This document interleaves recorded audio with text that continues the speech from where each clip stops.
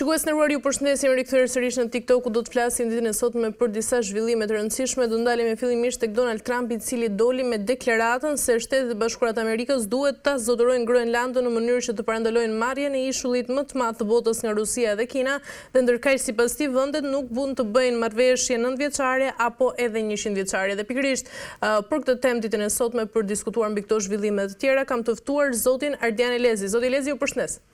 Përshëndetje nderuar, kënaqësi për ftesën. Zoti Elezi, e nisim me atë që unë deklarova pak më parë, pra Trump flet për pronësi të Groenlandës dhe jo për një aleancë apo ndoshta edhe bashkëpunim. Ju si e shihni vetë, apo e trajton tashmë SBA-ja botën si një pasuri private, do ta quajë, dhe jo si një rend ndërkombëtar? Edhe ashtu mund të shihet nderuar në këndvështrimin e asaj që përfaqëson sot SBA-ja. Dhe historikisht si e tillë, po thjesht ka ndryshuar gjua diplomatike e përdorur nga ajo tradicionale, ku aleatët, sidomos ato që ishin pjesë e umbrellës dhe aleancave gjeostrategjike, siç është Danimarka si pjesë e NATO-s, flitet me një gjuhë të tillë, por kemi parasysh që jemi në real politikë, dhe në geopolitika i ka zhvesh lakurisht marrëdhëniet midis shteteve dhe janë interesat gjeostrategjike ato që prevalojnë në raport me gjithë parimet e së drejtës ndërkombëtare, ku të mëdhejt ato të cilët i japin peshë dhe fuqi e rendit botror dhe që e majnë në këmbë, ato që përfaqësojnë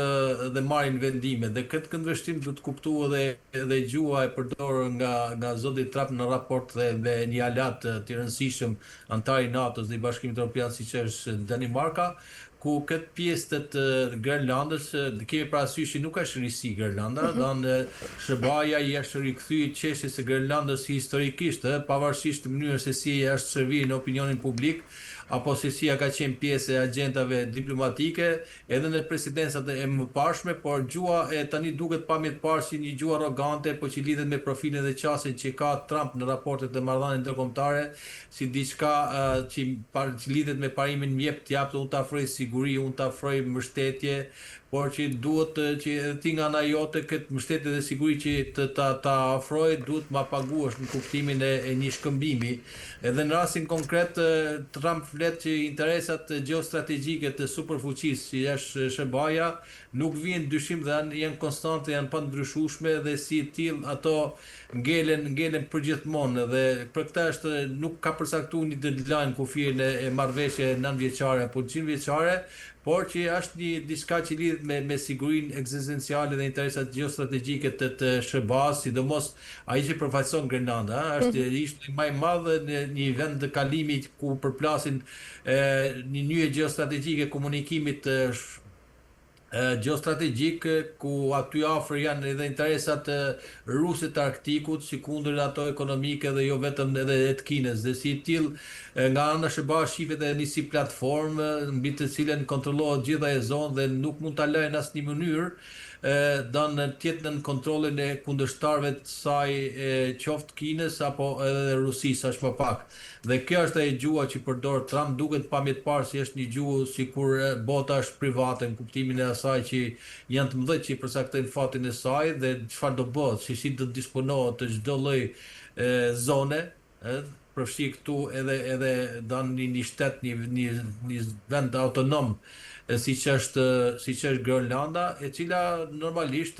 ka pavarësinë e vet bazuar në rregullat e së drejtës ndërkombëtare që kanë të bëjnë me sovranitetin, integritetin i pacënueshëm, por që në rastin konkret kur bëhen fjalë për interesat gjeostrategjike të SBA-s dhe këtyre fuqive të mëdha, tregon që ato janë të brishta dhe lehtësisht të thyeshme, kur ato vijnë në ndryshim. Për këtë do parë edhe gjua e përdorur nga zoti Trump, po gjithmonë i lidhur edhe me atë që u proklamuar dhe janë përcaktuar si prioritetet e strategjisë sigurisë re të SBA-s, apo doktrina Trump, ku prioritetet e saj qoftë në hemisferin perëndimore, por edhe në vendet e caktuara të Bashkimit Evropian në raportet e saj me BE-n, po edhe me Rusinë dhe Kinën, kur Amerika first, dhe si e tillë çdo qëndrim dhe vendim që merr SBA-ja në lidhje me politikën e saj të jashtme apo edhe me qëndrimin ndaj aleatëve, të cilët në rastin konkret janë shumë të ndjeshëm, duke pas parasysh se në radhë parë qëndron besimi, sidomos brenda një aleance në raport me çdo lloj tjetër, dhe kur ky besim thyhet, kemi parasysh që kemi dhënë e gjithë drejta në tërësi është, po themi një letër pa vlerë, përballë interesave strategjike të SBA-s. Zoti Lizi, nga ana tjetër, a mund të shihet kjo ndoshta edhe si një kërcënim të drejtë për drejtë ndaj vet NATO-s, ku për herë të parë një president amerikan përmend hapur aneksimin e territorit të një alati të tij? Edhe kështu mund të shihet në kuptimin është mesazhi drejt për drejtë që i jepet e nderuar, është shprehje konkrete asaj të cilët zoti Trump synon të realizojnë marrëdhëniet së pari edhe me alatët. Kemi parasysh që vetë Bashkimin Evropian me dimensionet e sigurisë në tërësisht të saj, ku ka apelu për rritjen e nivelit GDP-s për çështjen e sigurisë dhe mbrojtjes, dhe kjo e mirë, po themi publike, të cilët i ka bashku këto vende alatet NATO-s që në gjenesë krimit të saj nuk mund të afrohet thjesht vetëm nga SBA-ja, por edhe nga këto vende. Dhe kur kemi parasysh qëndrimin që man SBA-ja ndaj një vendi antar, se NATO është krijuar në gjenesë saj, është që ti majmë under German, out the Russian and together all European members, dhe America first. Ky ka qenë edhe thelbi i krijimit të kësaj organizate sigurisë dhe mbrojtjes europiane, por që në rast se don kërcënimi vinte nga jashtë, ku don kërcënimi nga jashtë do të thotë një kërcënim që vinte nga Rusia pikëpari, por që në rast se ky kërcënim do vije nga një shtet antar themelues dhe do zëdhënësi kryesor i kësaj alance, kemi parasysh që këtu cedohet besimi në këto vlera, dhe pikërisht parimet me cilën ngrit kjo është fuqiësia, demokracia, është një organizatë politike ushtarake, do të thotë një organizatë të cilët bashkohen mbi bazën e parimeve të demokracisë, shtetit të drejtës, por edhe do një organizatë politike përkundër agresionit dhe kërcënimit të jashtëm që vjen ishte Rusia. Kur në rastin konkret në një situatë hipotetike ku cënohet ky besim, ke parasysh që një vend antar i NATO-s, themeluesi i saj, tenton përmes retorikës dhe gjuhës përdorur të farë të aneksojë apo ta bëjë për vete një shtet autonom apo vend antar të NATO-s duke e marrë territorin. Dhe këtu është ai cedimi dhe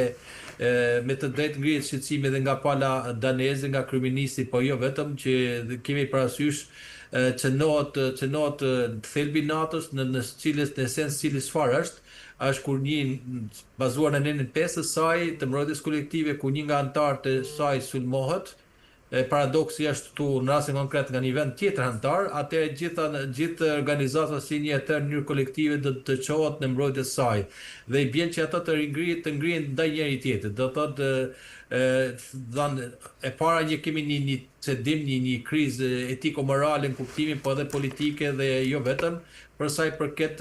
kësaj ngrihine NATO-s, në kuptimin e saj që po shkërmoqet themelet e saj, pikërisht në atë që ishte kryesorja, besimi dhe